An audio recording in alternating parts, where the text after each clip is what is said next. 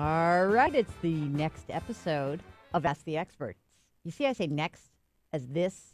I don't know when people have tuned in, when they're tuning in, what's happening. It's Ask the Experts, MoneyWatch's podcast, where we answer your financial questions. Take the mystery out of your financial life. We have a special guest star. Hold on a second. I'm going to try to do something for that just because something like that. Did we hear it? I didn't hear it in my headphones. Let me try it again. Oh, there it is. There it is. Okay, very good. All right. Lauren Young back in the house. All right. Lauren is the wealth management editor at Thomson Reuters, overseeing personal finance coverage for Reuters.com and other Thomson Reuters platforms. Previously, she worked at Businessweek and Smart Money. She's covered mutual fund and corporate bonds. She's basically done everything. Welcome, Lauren. Thank you, Jill. That was quite an introduction. I want to know myself. I sound really qualified. What? And whenever you want me to narrate your bio, your A&E bio, or Where Are They Now? One of those two. Let me know. Where are they now? I like that. And we also have Jack Otter in the house. Jackson. I'm always here. No special guest for me. You know what? I want to see if I can find something for you special. But, I'm not. A Bronx cheer. No. Something like this. Oh, very now. See that? I'm happy. Yeah. Isn't that good? Great. I like that. Thanks, Jill. You know what happens when I get these sound effects? Yep. Could be a long show. All right. Now, what are we doing today? What we're doing today is, let me start by doing this. So, Lauren, how often you go to the doctor? I'm good. I go to my primary physician for that annual physical, and honestly, unless I'm really sick and think that I need medication, I don't really go very often. All right, but once a year, little check-in? Yeah, but then don't forget the specialist, the dermatologist, the OBGYN, you got your little specialist. Jack, how many pap smears a year do you get? Jack, how often do you go to the doctor that's not an orthopedic surgeon? Yeah, I go weekly to the orthopedic surgeon. Otherwise, Jack is falling apart. He's really falling apart before our eyes. Yeah. Otherwise, probably once a year because something happens where I get sick. But for the checkups, unfortunately, I haven't been for 4 years. Oh, my goodness gracious. We're going to have to But my doctor's retiring, so I'm going to go quickly before he retires. That's right. Go get somebody new. Yeah. Well, I always think about that because I think about, we really do it. I think women especially are a little bit more attuned to these annuals, and, we have to go get our mammos, women of a certain age, of course. No colonoscopy for you, Jack? Well, I figure as long as this guy's That's why he done hasn't that, gone to his doctor. I'll give him one more shot. All right. So anyway, you got to go get these checkups because it's just like your money. This is what I always say. People need an annual physical for their money. So remember in the beginning of the year, we were telling people this is what you have to do. It's New Year's resolutions, all this stuff. So I wrote an article for the website, which thankfully Jack edited because I need a good editor. It's kind of like being lit well and having a good makeup artist, having Jack in your life. And the article was basically say okay, mid-year here, what are the 6 steps for protecting your money? So go onto our website here. Sally, who's womaning the board, by the way. Here we go. Look at this. Look at this gorgeous article. Financial security, 6 steps for protecting your money. We'll talk about the comments in a second. But anyway, we go through this because you know what I found when I used to be an advisor is that you could kind of get people after the first of the year. And then, if you don't catch them again before the summer, then you got to wait till the school year starts. So you want to catch them before that all starts. So we thought we'd write this article and get people to at least pay attention a little bit. And, the funniest things, we cover lots of different things, estate, investments, real estate. So, of course, the issue of life insurance comes up, right? And we have a question about that. And if you've got a question, send us an email, asktheexperts@moneywatch.com. asktheexperts@moneywatch.com, or hop onto my Twitter feed, Jill on Money. Got a couple of questions from there as well. So there is a violent argument going on in the comments section of this article about life insurance. Because not surprisingly, insurance agents that sell whole life and universal life insurance didn't like the fact that I said that you should buy term life insurance in most cases. Lauren, give me your life insurance spiel. Jill? Yes. I agree with you. I love you. That's why I invite you back. Thank you. It's like having a coffee clutch. Right. Fabulous. People get totally wrapped around the axle about this. It's just not that big a deal. It's a pretty easy equation. Most people need life insurance for a period of time, right? Who needs permanent insurance? Jack or Lauren, who do you think needs it? A hedge fund manager or somebody at some fancy schmancy investment bank like Morgan Stanley who's making so much money that they're supremely confident that they will not have a cash flow problem for the rest of their life. And what they need to really worry about is succession planning, taxes, inheritance, estate, that sort of thing. And life insurance can play a role there if you're young enough to overcome all those upfront expenses that you get with a universal life policy. But that's a very small segment of the population. Yeah, this guy who writes in, which cracked me up, says, I have to disagree with you on the life insurance step. Like, hello, why don't you just tell me which firm you work for? Because he goes through this whole thing about how premium permanent insurance is better. It's like, for whom? Who, yes, for estate planning, totally get it. You need insurance for your entire life. How many estate tax returns were filed last year? I think 13,000. So what are we talking about here? Why are they fighting me on this, Lauren? Well, and what we should tell to our viewers is the only people who make this argument are people who get paid a commission to make that argument. I mean, you do not find independent financial advisors jumping up and saying, oh, no, permanent life insurance is a great thing. Yeah. I agree. And, I think that there's a lot of rules of thumb about life insurance, too, that I think kind of get baked into the formula, like 7 times your annual salary is one that I've heard. Yep. How do you feel about that, Jill? Is 7 times reasonable? I say, go on a calculator. What is so hard about this? Because I don't think the salary thing works at all, because what if you have 5 kids? You know what I mean? Like, the salary thing just doesn't make sense to me. It's all about, how much debt do you have? Does your spouse work? And Jack and I we were trying to do an article for another another publication, many moons ago, right? And they kept wanting a quick and easy formula. Just give me the rule of thumb. There actually isn't a real rule of thumb. So the calculator, I actually found this. Hey, Sally, bring this up here because this is kind of interesting. I found this website that I thought was kind of cool because it was it's a nonprofit organization, and it helps you kind of do a calculation of how much life insurance you need. And there's lots of ways to do this, but generally speaking, it takes into account how much you're making now, how much your spouse makes, how much you have in savings, how many kids you have, do you want to pay for education? It's not that hard. It literally takes 12 minutes. So I say, go do it, A lot of people don't need life insurance, by the way. Well, that's another one that'll get howls of protest from the insurance crew. But everybody of course, you're needs right. it. You need it if you have a salary that somebody else relies on and would get cut off if you died. Yeah. And a mortgage. Yeah. And in that scenario, that helps a lot, too. Absolutely. And kids. And kids. Exactly. It's interesting. I learned a lot about the whole life insurance industry. Someone came to me, and it was a woman who was about 39 years old. She literally calls me. She goes, hey, I got your name from a friend of mine. I'm dying of cancer. I have 6 months to live. You got to help me out with, planning for my family. So, we did a whole bunch of work, and we worked very closely with her insurance company. But it was so amazing when I looked into the insurance that she had, and I said, how did you come up with this number? And she said, I guessed. I just guessed. And now, so what ends up happening is going through that process showed me something that was very important. First of all, if you're the surviving spouse, sometimes you don't actually want to work full time right after your spouse dies, especially if it happens early in your life. Sometimes you actually may want to go part-time. You want to be with your kids. You want to kind of have things funded. And the last thing you want to worry about is money after your spouse dies. So I'm all for getting the right amount of insurance. I just don't think it has to be permanent. And I mostly think that every situation is different. Try to just run through the numbers. I swear to you that my kid doesn't watch that much TV, but there's a commercial right now for children's life insurance. Oh, no. So he's really interested, and he's 5. And so now it's prompted a whole conversation of, do I have life insurance and does Dad have life insurance? So he knows how much I'm worth. And I heard him talking in the shower with his father. Will I be rich if Mom dies? I love that. Oh, my God. Can you believe that? 5. Most of us would be much, would certainly be probably a little bit wealthier if our poor spouse died at the wrong time, but much unhappier in general. All right, let's get to some questions here. So, let's start with investments, because that's the sex appeal one. That's how we get you to watch this, because we can talk about insurance, but we can promise you we'll talk about investments. Much sexier. So we have a couple of questions about investing from MoneyWatch users.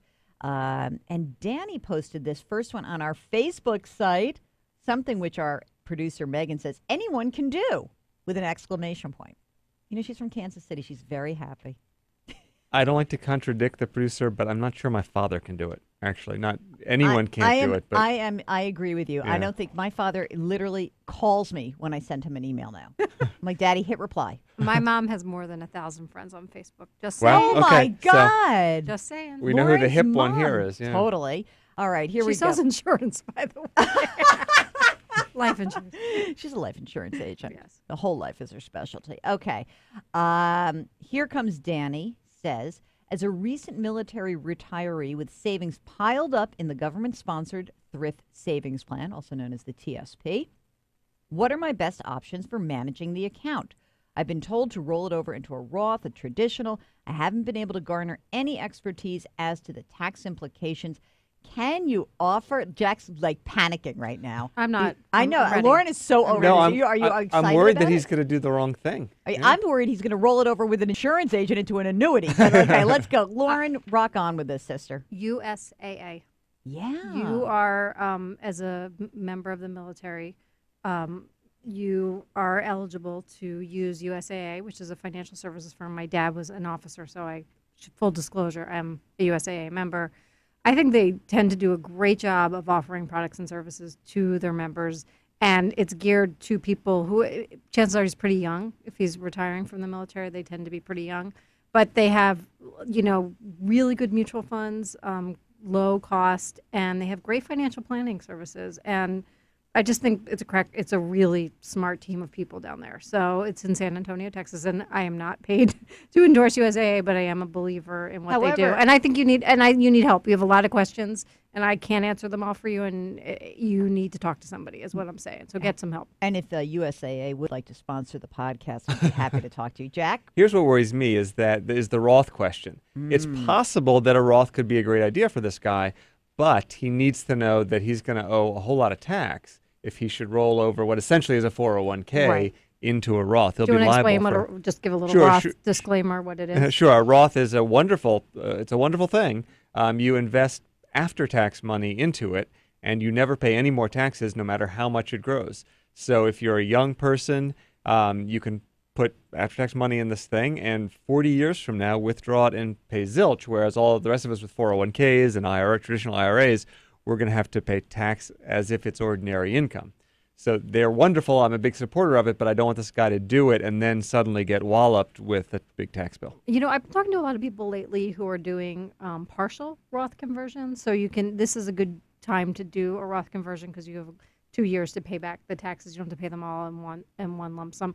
And the whole rule of thumb about should you convert and do the after tax money, there's a whole lots of thought around that. But you have to have that money to pay the taxes. Exactly. And so, you got to have, depending on the size of your And account. you can't take the money out of the Roth. You can't take the money out of the. You shouldn't, because that would kind of defeat the purpose. So you need to have after-tax money to pay those taxes. And I also may remind you that the thrift savings plan does not actually make you move your money. So if you wanted to and you didn't want to go to USAA and you just wanted to leave your money there, you can do that as well. And they're good, and it's a good plan. It is the investment options are great. Yes, that's what I was going to get to. So here I am on the government's website, and that would be tsp.gov.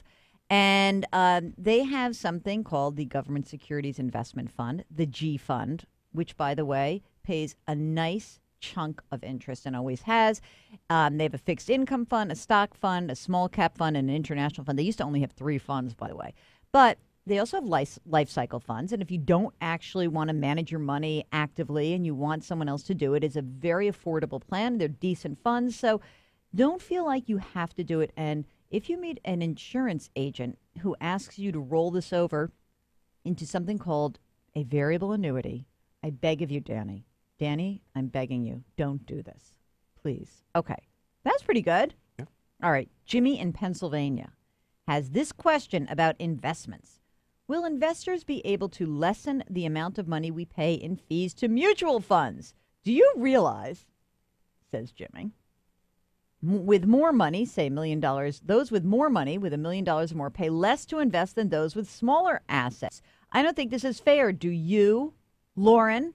So I don't know if you'll be able to find it on the Reuters homepage, Jill, but we just did a story because there's a big ruling right now about 401k fee disclosure.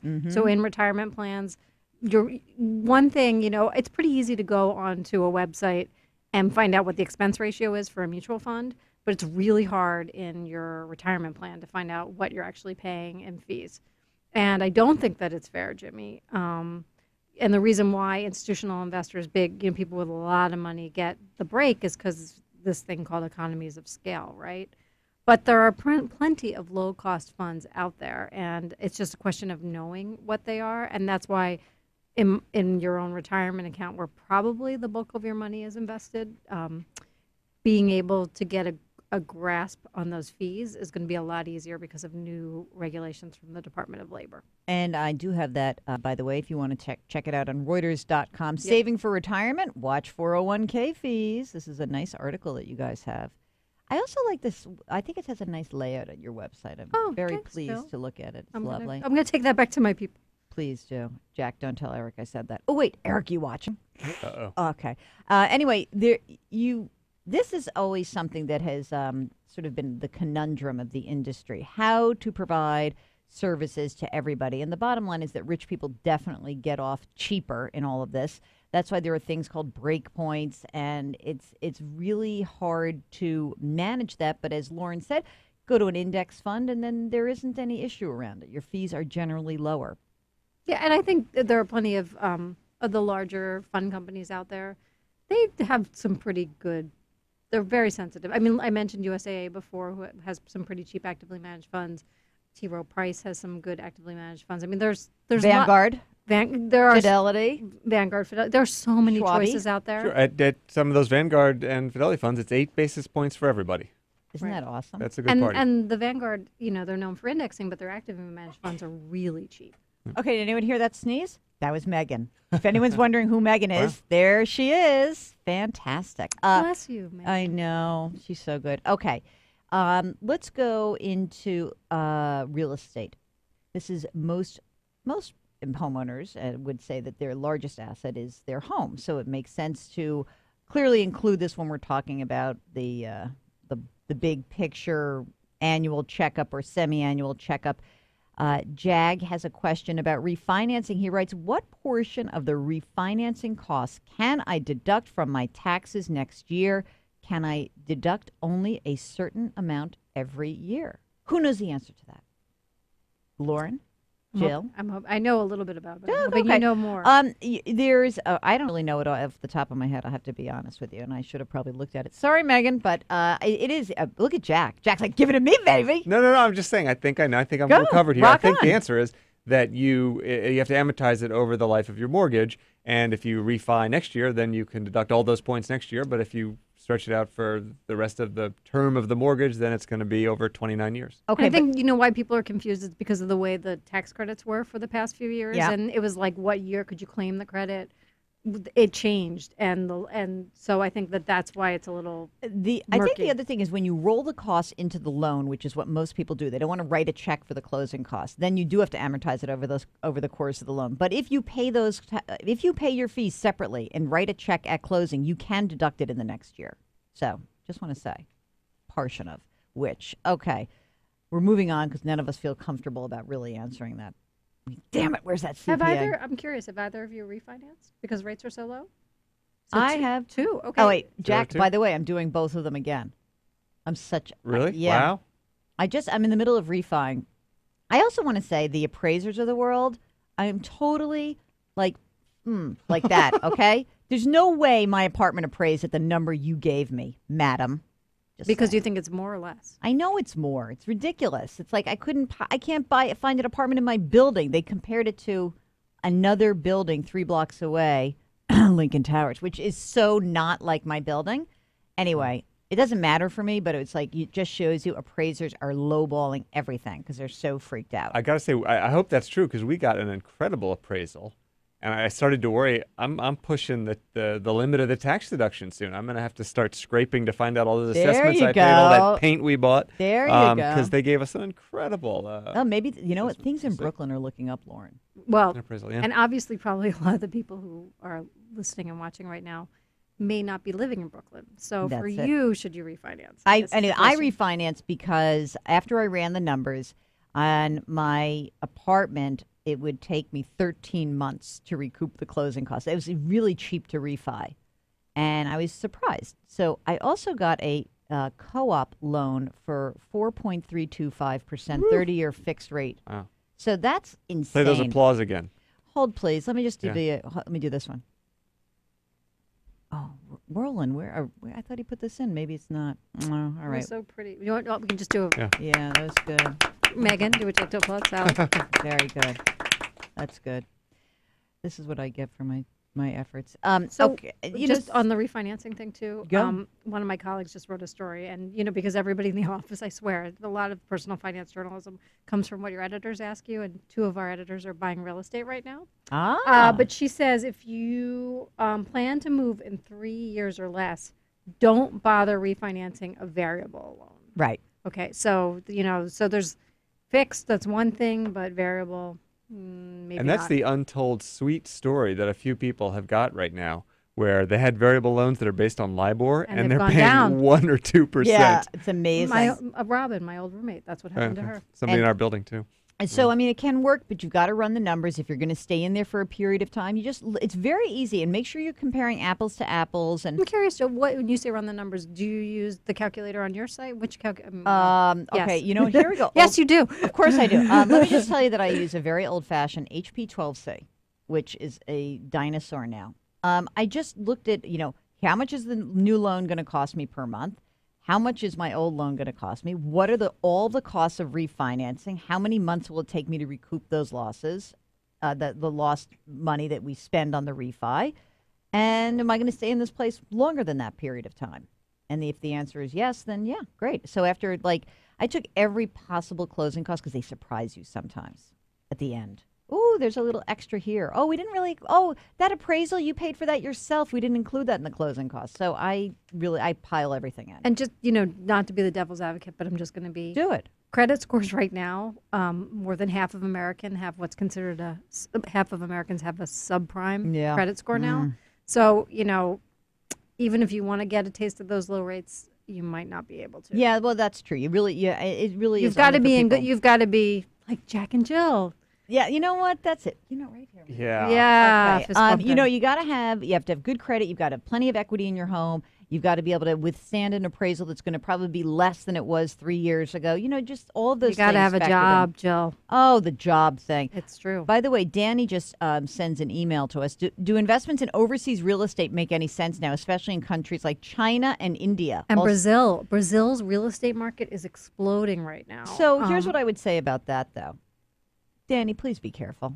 I mean, frankly, if the Chinese market is going crazy or the Brazilian market's going crazy, is this really the time for you to jump in? Well, so one of the things I think we're going to talk about too is things you should be doing in your portfolio in terms of diversification. And there's a money manager named Sam Lieber. He runs a firm called Alpine Funds. He's an incredible real estate investor.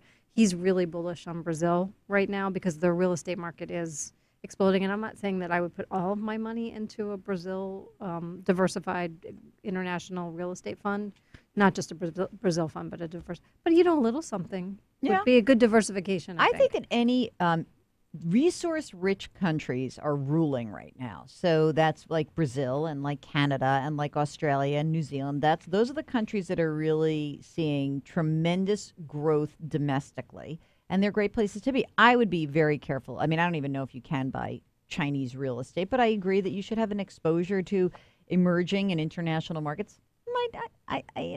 You don't have to go crazy either. Pretty much any China fund has a China mutual fund has a decent real estate stake Right. because those companies have been around for a while Yep. and are a lot easier for institutional investors to buy. So I think the point is, unless you've got a whole lot of money and a whole lot of time and cojones, if we can say that. Oh, see. I would stick to Sam Lieber's Alpine Yeah, Fund yeah, rather absolutely. than trying to go and buy your own real estate and deal with the legal implications and everything else. No kidding. You would not want to do that. But we would be happy to join you on the trip to suss out your potential. I'd like to go to property. Brazil. Me too. Yeah, I want to go for the Olympics. Can you cue the girl from Beach Ipanema? volleyball? Yeah. Beach volleyball. Yes, I would like that very much. Okay, let's bring this whole thing full circle with a question from Tracy in Oklahoma. Writes, my husband and I just had a baby. Actually, Tracy, you had it. And I know we should have life insurance. Where is the best place to buy it? Do we need a lot of comparison shopping before buying? So earlier I put this website up called lifehappens.org. So you might want to check that out for Tracy. And what about where to buy it? What's your suggestion, Lauren, on that? So I just actually sat through a webinar yesterday, and Stacey Bradford, who's one of your CBS MoneyWatch writers, was one of the speakers, and it was about managing family finances. It was organized by MetLife, and I thought it was really good. They gave a really good snapshot of what, it was all different kinds of things you could spend money on, and there was part of the talk was about life insurance, and I thought it was really informative. So I think I can get you guys the link for that, but it's going to be live, I believe, today. But they did a really nice job. I'm not, I don't know.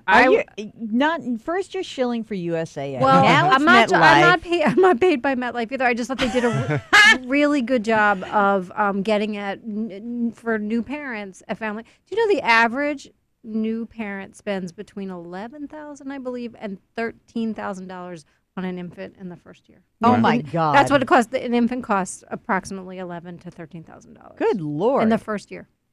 Well, you still need your insurance. I would say that, if you can go online to SBLI, Savings Bank Life Insurance, that'll give you a pretty good quick quote, and run through one of these calculators, see how much you need. Let's say you need $500,000 of term life insurance, 20-year term. Just go and start poking around. And I agree, and I also think you should always, if you work for a company of any decent size, look at the employer plan, because they tend to get really good, because it's a group policy. Right. Great rates. Very good. So point.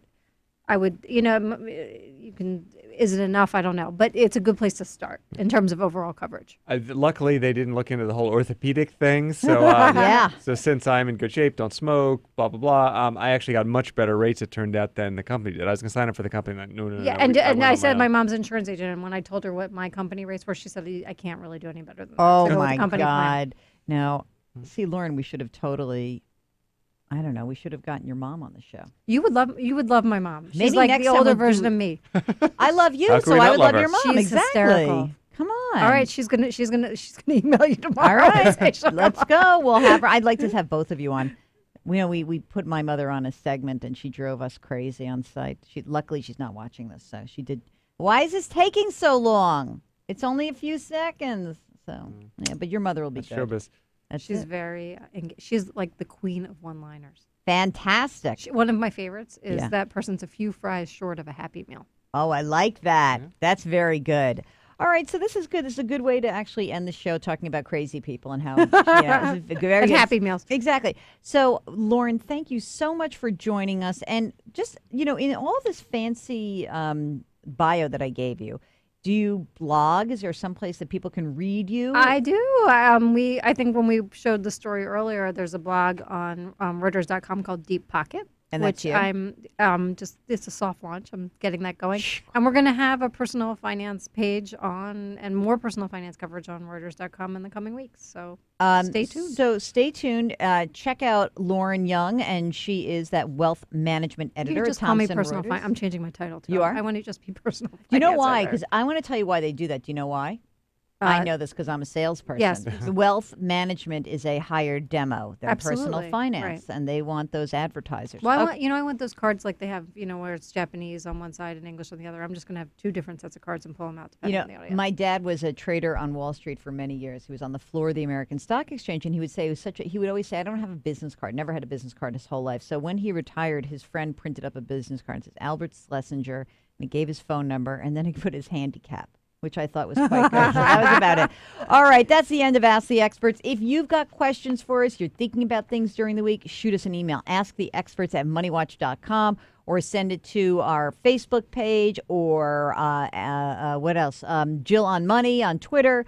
And Lauren, thanks so much. It was so great having you, as always. My pleasure. Jack Otter.